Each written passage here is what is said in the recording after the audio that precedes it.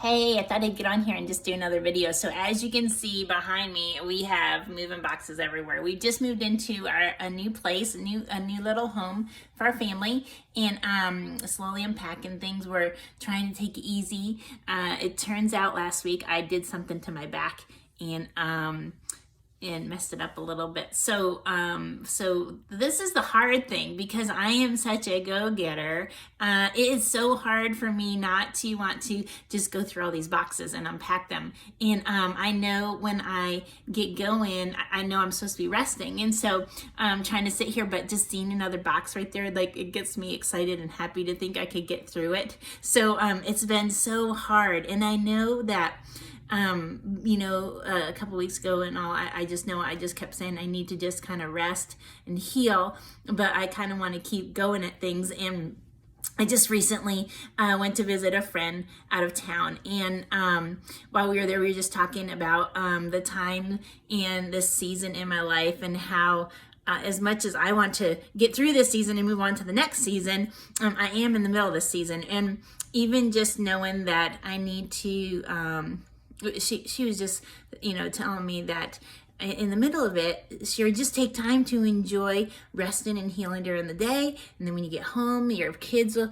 be there and your husband, and you can just enjoy spending the evening with them because you're refreshed for throughout the day. And, there's something else coming later for you in life, but just hold off, and this is your time for healing. So I was like, okay, and it all sounds good. And then the next day we went to church, and the whole sermon was the exact same thing we talked about the night before, about just submitting to your season. And I know lots of moms sometimes feel caught up being home with the kids when they want to be out doing more job-wise or ministry-wise or something else, but you feel like you're not able to do that. And your time right now is to be with those kids and raise them, and that's a ministry in itself. And so I think sometimes it's so hard for us to remember that right where we're at is a good place, and just to take advantage of that and enjoy that season. And so I thought it was just super cool because our whole conversation the one day was just totally confirmed the next day through the service, and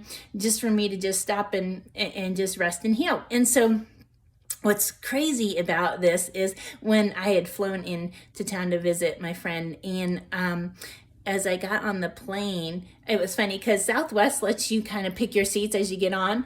They don't, I went up to the counter and said, can I move up a little closer? Because I think I was like in the last row. I was like row 32.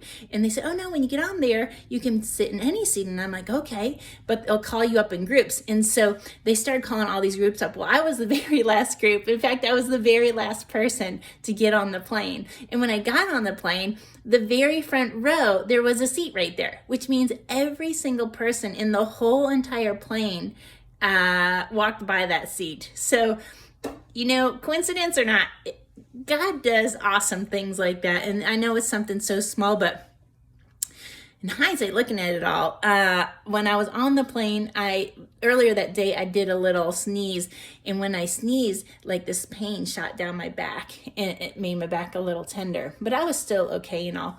And so then when I got on the plane, I had a sip of water and swallowed wrong, and I coughed. And so when I coughed, that same thing happened. A pain shot through my spine, and then my lower back, I messed it up. So anyways, being in the very front row, I was right by the stewardesses, and I asked if they could get me a bag of ice, and they were able to get me some ice and put that on my back, and I could barely get off of the plane.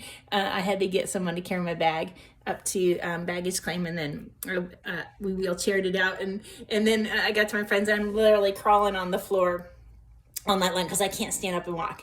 But when I was there in the middle of all that, it's kind of funny because I was like, what in the world is all this about? And it was just kind of like I felt like there was a big halt on my life. And God was just saying, I don't think God gave me the back pain, but I think he used it to just say, Sherry, stop trying to get through everything. Stop trying to move everything in your house. Stop trying to get to the next thing that you're going to do in life. Just stop and rest and heal. And I almost needed something like that to really stop And so I'm back home now, and just thinking about the weekend and how the Lord just kind of spoke to me saying, just submit to the season. You need to stop and rest.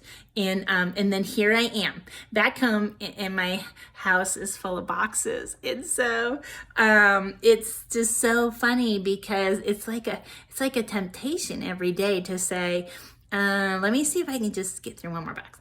I'll take it real easy and slow and not lift anything heavy. But sometimes I think we just put in spots where it's such a growing experience, and for us to just take it for what it is. This is my time to just really, really just get that willpower going and just be able to hold myself back from not being able to do what I want to do, and just heal and rest in the middle of it all. And so going through all that, I just think I guess I just wanted to say all that to you guys, because I know sometimes we all go through times in our lives where we want something different, or we just have to halt to the season, submit to the season, and just take it for what it is and try to enjoy it.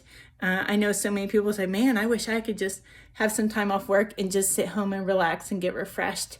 And see, I'm in the middle of that, and it's hard for me to do that. So it's just kind of funny, but it's good. It's good because I am going to learn from this. So whatever season you're in, you guys, just take it for what it is. Enjoy it. Don't wish for the next one. Just enjoy where you are there. And this morning I woke up because the back pain has been a little tender, and I have that little pain up here, so it's kind of been shooting pain like from one to the next area. It's kind of funny. It's kind of going back and forth, but I woke up this morning. Rob's been so sweet. He's been doing carpool for me all week, so I could just sleep in and rest. And so this morning I was like, hey, weekend, I woke up and I was like, I just don't want to get out of bed because I am in pain.